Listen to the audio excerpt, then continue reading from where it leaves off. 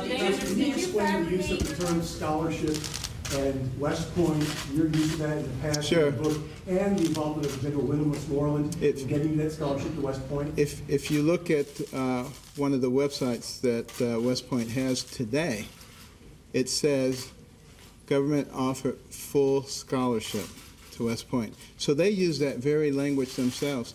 So almost 50 years ago, they may have been using that language as well. But The situation, at the time that you needed to apply?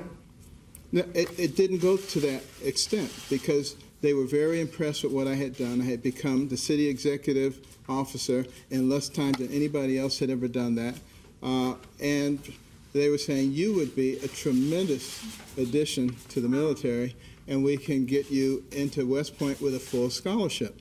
And I simply said, I want to be a doctor. I really appreciate it. I'm very flattered.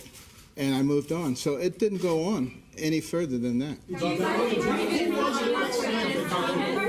To what extent do you believe your West Point account is relevant to the public's assessment of you as a presidential candidate? I don't think it's relevant at all, but I think what it shows, and these kinds of things show, is that there is a desperation on behalf of some to try to find a way to tarnish me because they have been looking through everything. They have been talking to everybody I've ever known, everybody I've ever seen. There's got to be a scandal. There's got to be some nurse he's having an affair with. There's got to be something. They are getting desperate. So next week, it'll be my kindergarten teacher who said I peed in my pants. I mean, it's just ridiculous. But it's okay because I totally expect it. Can you tell us, just clarify your meeting with General Westmoreland? When was this and what was talked about? Well, I was invited to a number of events because of my position. There was, this is almost 50 years ago, but there was a lot of excitement about some Congressional Medal of Honor winners, at least one of which was from Detroit.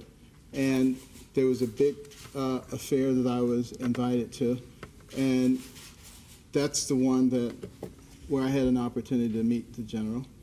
And that was also a time, as I recall, that several of the high brass told me that I would be somebody that they would be interested in the military.